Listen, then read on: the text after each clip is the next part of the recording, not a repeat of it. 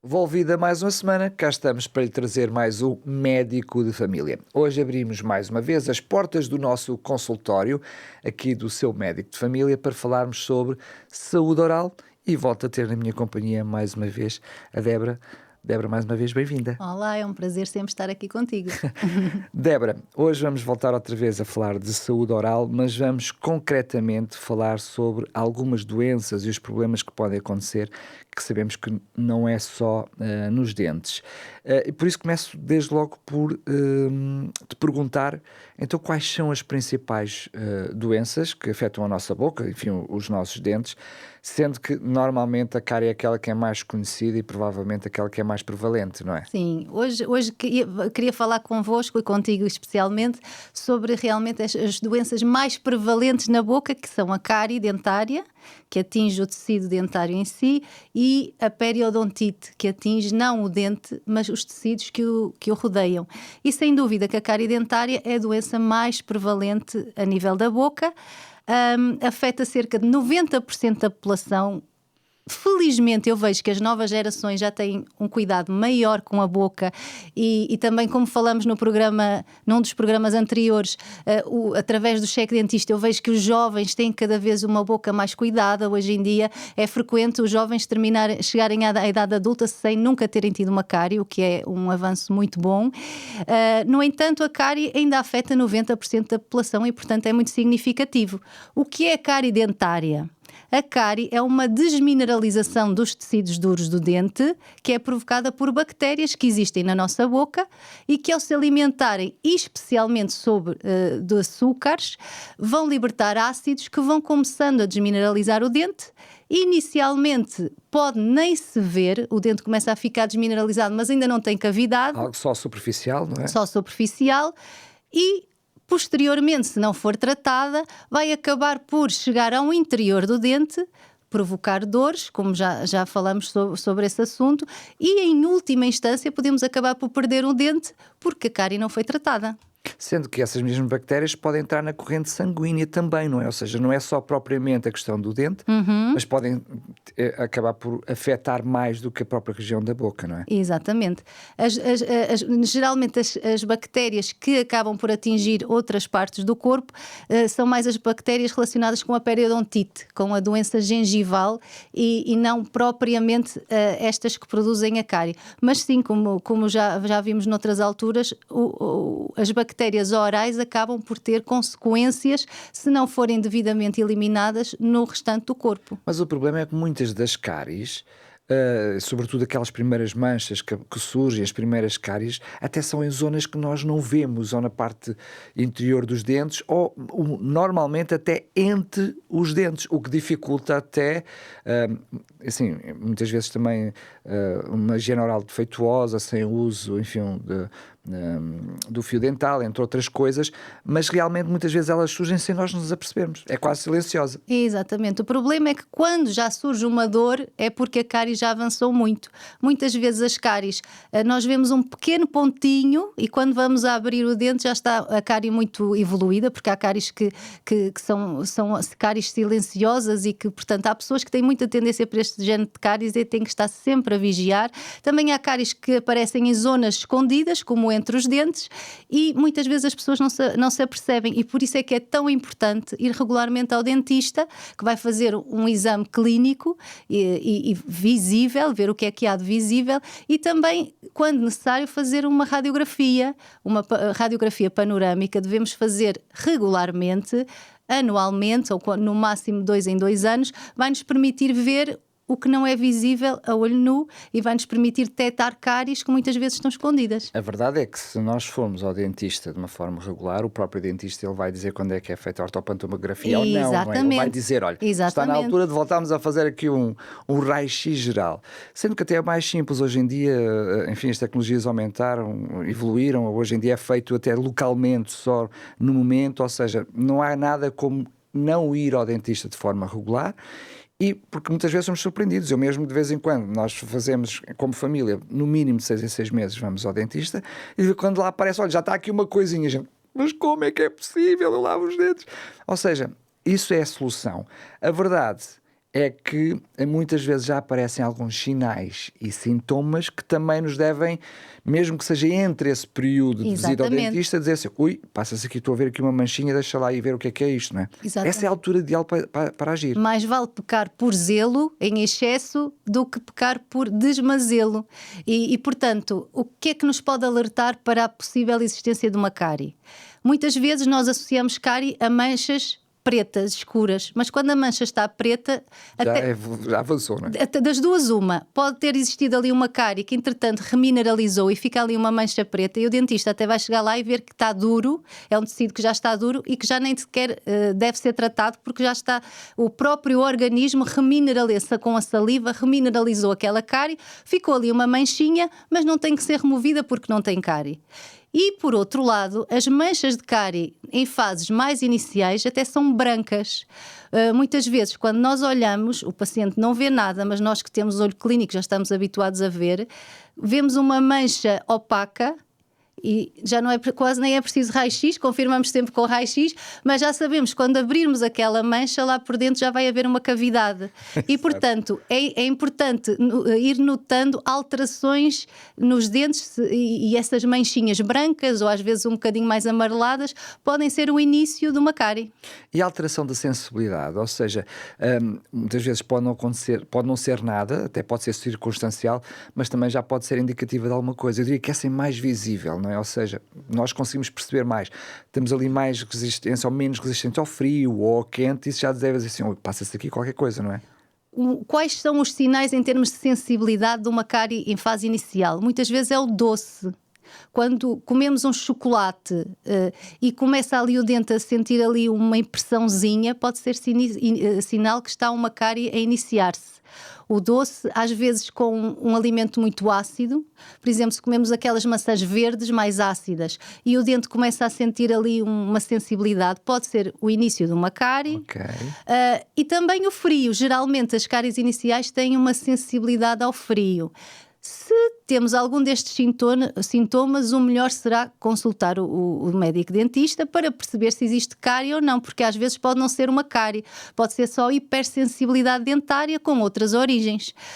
Por exemplo, um dente, se a gengiva começa a ter alguma retração e começa a ficar a raiz do dente exposta, a raiz está preparada para estar coberta pela gengiva. Assim que a raiz começa a estar exposta, pode começar a ter mais sensibilidade ao frio, neste caso também ao quente, e não é propriamente uma cárie, é apenas que já é outra doença que vamos falar a seguir, mas que não é uma cárie, é sensibilidade. Por exemplo, se fizermos um branqueamento, também vamos ter uma hipersensibilidade dentária. Pelo menos durante algum período, uma semaninha. Ali. Exatamente. Se tivermos uma dieta muito ácida durante um período, podemos ficar também com alguma sensibilidade dentária, portanto, atenção aos alimentos muito ácidos e, portanto, se temos alguma dúvida quanto à existência ou não de uma cárie, o melhor é irmos visitar o dentista para termos a certeza se estamos na presença de uma cárie ou de sensibilidade dentária.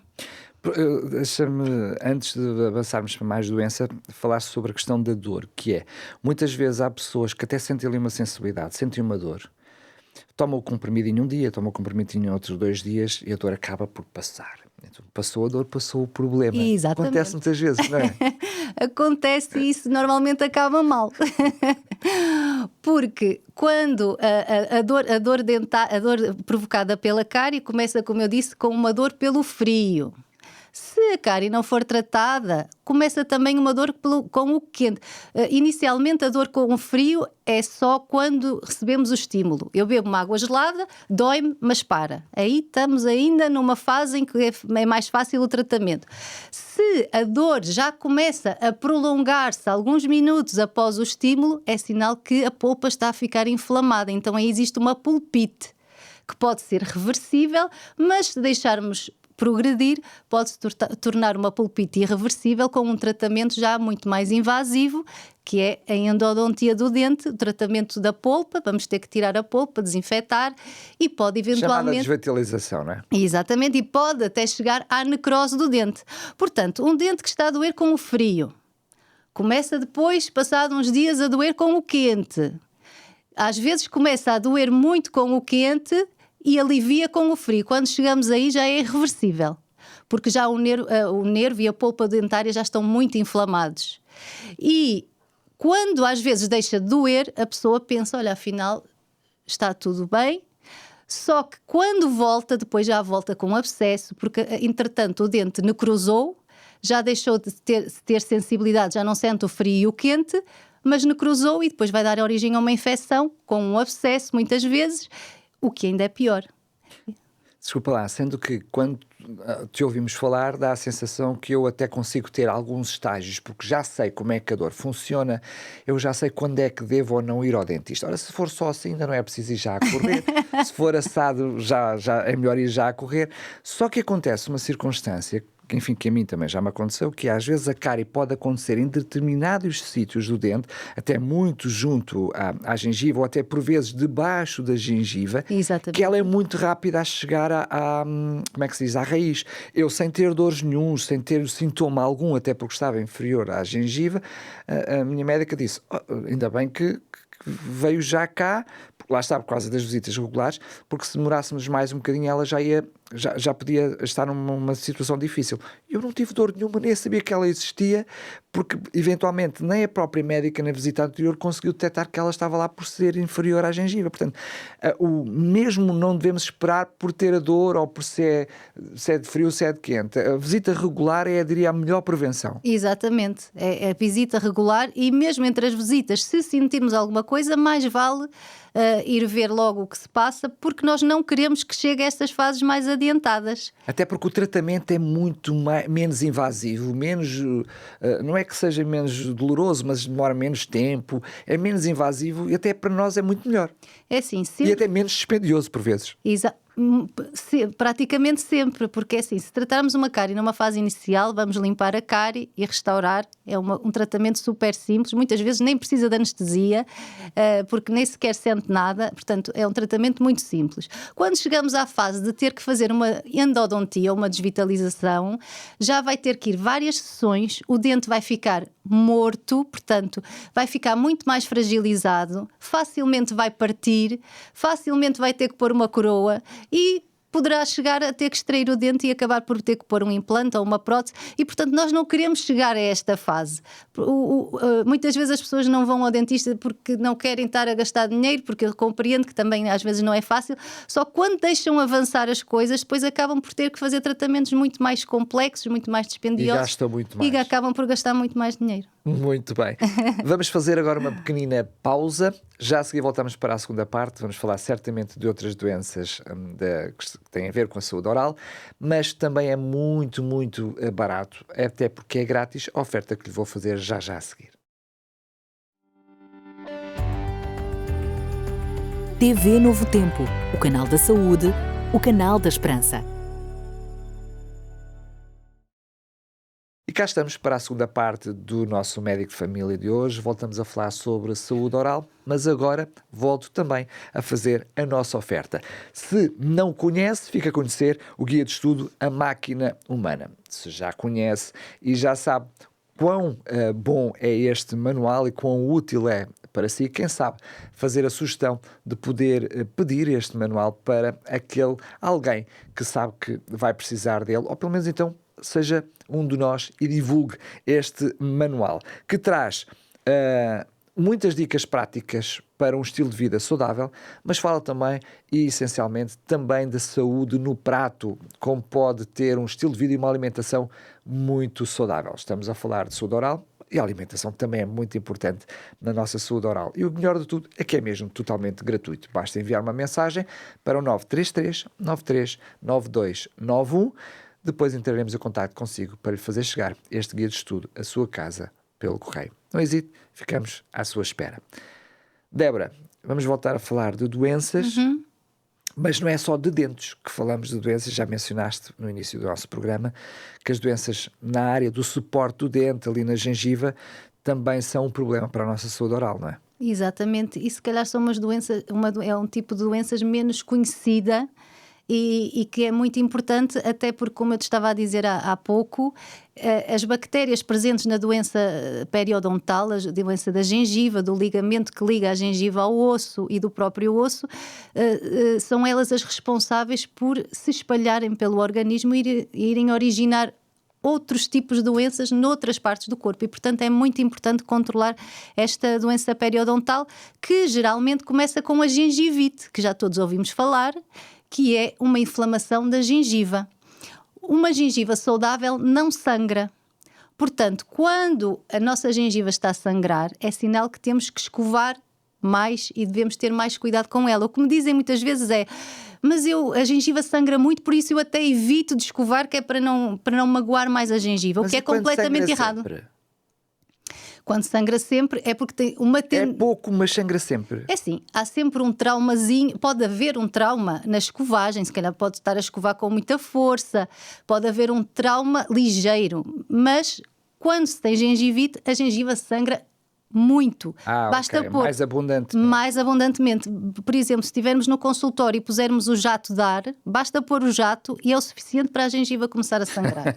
Portanto, o sangramento não é normal, nestes termos, um sangramento abundante, e deve ser combatido com o quê? Com uma boa higiene oral, para evitar a progressão para a fase seguinte, que é a periodontite. A periodontite é uma gengivite que não foi tratada. A periodontite tem vários fatores, mas é uma doença que tem uma grande componente genética. E, portanto, não é comum pessoas que tenham periodontite que refiram que, por exemplo, a sua mãe perdia muitos dentes, os dentes saíam da boca completamente intactos, começavam a abanar e saem. Isto é muito frequente. Eu estou a ver a tua cara de espanto, mas isto é muito frequente. E há características genéticas. E então, quem tem familiares com periodontite, facilmente também terá tendência para isso. Então tem que ter um cuidado redobrado com os seus cuidados de saúde oral. Eu, enfim, estou quase em estado de choque, mas, ou seja, o que tu me estás a querer dizer e me estás a querer partilhar connosco é que só a saúde, a higiene oral normal e diária já é quase a solução para grande parte desses problemas. 80% da solução. Porque assim, e especialmente para quem tem já esta tendência familiar. O que é aconselhável? Uma pessoa que vê que facilmente a gengiva sangra, começa a ver que a gengiva parece que está a regredir e os dentes que estão a ficar, as coroas dentárias estão a ficar cada vez maiores, porque a gengiva está a regredir, o osso está a regredir, começa a sentir mobilidade no dente. Ela tem uma periodontite que está a andar muito rápido, uma periodontite galopante, e que, se não fizer nada, vai acabar mesmo por perder os dentes. Portanto, uma pessoa que tem periodontite começa a ver que tem tendência para ter a gengiva a sangrar e começa a ver a regressão da gengiva, tem que consultar eu aconselho a consultar um dentista especialista neste assunto, nesta área, que é um periodontologista. Ele vai analisar qual é o ponto de situação da pessoa e vai fazer uma série de procedimentos para impedir a progressão da doença. Porque na periodontite é muito difícil reverter o que já se perdeu. É difícil, mesmo com enxertos gengivais, mesmo com enxertos ósseos, é muito difícil reverter a situação porque recidiva muito, ou seja, mesmo que se façam enxertos, volta rapidamente ao início. Portanto, é imprescindível na periodontite, que é uma doença crónica, estabilizar o mais rapidamente possível. O periodontologista vai tratar e vai instituir alguns cuidados que a pessoa tem que ter e vai dizer, por exemplo, uma pessoa que está com um caso muito agressivo, daqui a 3 meses vamos ter outro apontamento. E depois, à medida que vai vendo que a doença está mais controlada, vai espaçando as consultas. Mas é imprescindível que alguém que veja que tem essa tendência, que vá consultar um colega dessa especialidade. Mas e a retração da gengiva não é normal com o avançar da idade? É sim. E como é que é com as grávidas? Porque sei que as mulheres grávidas também têm ali algumas alterações hormonais que podem implicar com essa questão, não é? As grávidas têm alterações hormonais que levam a ter uma grande tendência para ter gengivite e, portanto, as grávidas é um grupo que tem que ter um cuidado redobrado com a higiene oral precisamente para que depois da gravidez não vai evoluir para uma periodontite, por exemplo. E, portanto, é muito importante não deixar este tipo de doenças avançar. Então a pergunta final é: o que é que temos que fazer exatamente para que elas não avancem? Então, o que é que nós podemos fazer para melhorar a nossa saúde oral? Primeiro ponto, alimentação. Uma alimentação rica em fibras, legumes, maçãs. As maçãs, tipicamente, comer uma maçã. Qual é a ação dos alimentos fibrosos? Eles vão ter uma ação de mecânica de limpeza. Por exemplo, uma pessoa quando não tem dentes, eu não falei disto no outro programa, mas uma pessoa que não tem dentes de um lado, muitas vezes mastiga mais do outro. Então, o lado que não mastiga acumula muito mais tártaro.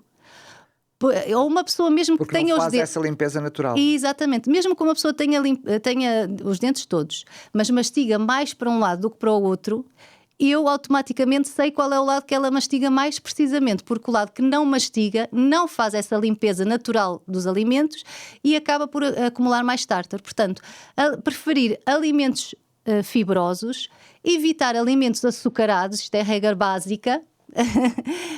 O açúcar é o maior vilão para a cárie dentária e, portanto, evitar ao máximo os alimentos açucarados.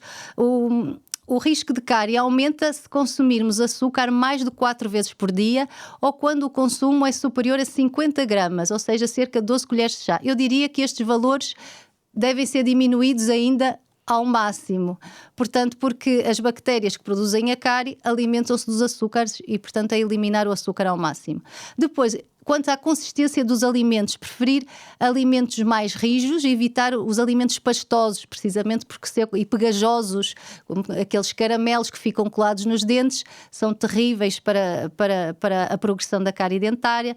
Evitar alimentos ácidos, já falámos um bocadinho sobre isto, os refrigerantes, mesmo alimentos que são bons, como por exemplo limão, não devemos fazer em concentrações muito elevadas, nem em quantidades muito grandes, portanto, tudo deve ser doseado, especialmente também estes alimentos ácidos.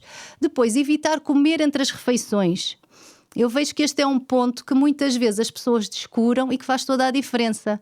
Porque se eu estiver sempre a comer, estou sempre a dar combustível para aquelas bactérias se alimentarem e produzirem cáries. Portanto, evitar comer entre as refeições, evitar o tabaco e as bebidas alcoólicas. O tabaco é um fator de risco, sobretudo para a periodontite, para a doença das gengivas e também para o cancro oral. E as bebidas alcoólicas também é um grande fator de risco para o cancro oral e, portanto, tudo isto deve ser eliminado da nossa vida. Beber água suficiente, porque a saliva é um protetor natural da nossa boca, ela é que lubrifica a nossa boca e, portanto, é importante bebermos água para termos saliva suficiente. Eu noto, especialmente em pessoas de mais idade, devido às suas características mesmo, devido à idade, devido também a certas medicações que fazem, muitas vezes ficam com a boca muito seca, às vezes até ao falar nós ouvimos, a boca parece que cola. E o que é que eu vejo nesses pacientes? As cáries aumentam muito. De cada vez que vão à consulta já têm muitas cáries a aparecer. Eu tenho que ter um cuidado extra, porque como eu não consigo respirar pelo nariz, devido a questões de rinite alérgica, eu estou sempre com a boca aberta e durmo com a boca aberta. Então eu normalmente tenho a boca seca. Para além disso, como faço as bombas também são fator de risco, então eu tenho que ter um cuidado extra. Mesmo a maior parte das pessoas que passa por estes problemas não têm noção como estas circunstâncias afetam a sua saúde oral. Muito. Portanto, é assim, em situações específicas em que há uma grande falta de saliva, até pode ser preciso uns substitutos para a saliva ou fazer algumas irrigações orais.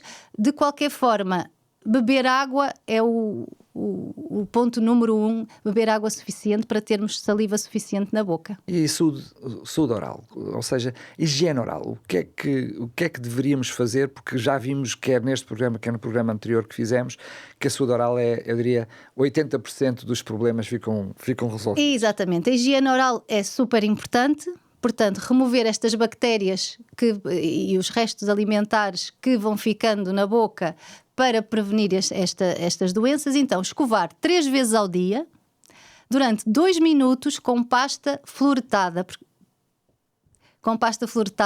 Porquê? Porque o flúor é muito importante para a saúde dentária. Depois também usar pastas específicas. Atenção às pastas muito abrasivas. Vamos fazer um programa só sobre a higiene oral. Eu vou passar isto assim um bocadinho mais à frente, está bem? Passar o fio dentário a um escovilhão, está bem? E visitar o dentista frequentemente, que é muito, muito importante. Fica então combinado, está bem? Não serve esta consulta aqui no médico de família e este dentista. Tem que ser mesmo vista por um especialista que tem a olhar para os seus dentes, para o seu caso em particular. E agora, antes de fechar o programa, dizer-lhe que tem aqui a oferta do Guia de Estudo A Máquina Humana. Hoje falámos sobre a importância de uma alimentação adequada e aqui tem muitas dicas práticas, exatamente até com sugestões de receitas e como até cozinhar os seus alimentos de forma mais saudável, e o melhor é que é mesmo totalmente gratuito. Basta enviar-nos uma mensagem para o 933 93 92 91. Antes de fechar, fica então aqui a promessa de voltarmos a falar sobre estes assuntos, sobre saúde oral, também aqui no seu médico de família. Aqui a saúde oral não é parente pobre na saúde, mas dizer-lhe também que este programa e os outros programas estarão disponíveis em podcast em radiorcs.pt e também em Novo Tempo, no YouTube da Novo Tempo Portugal.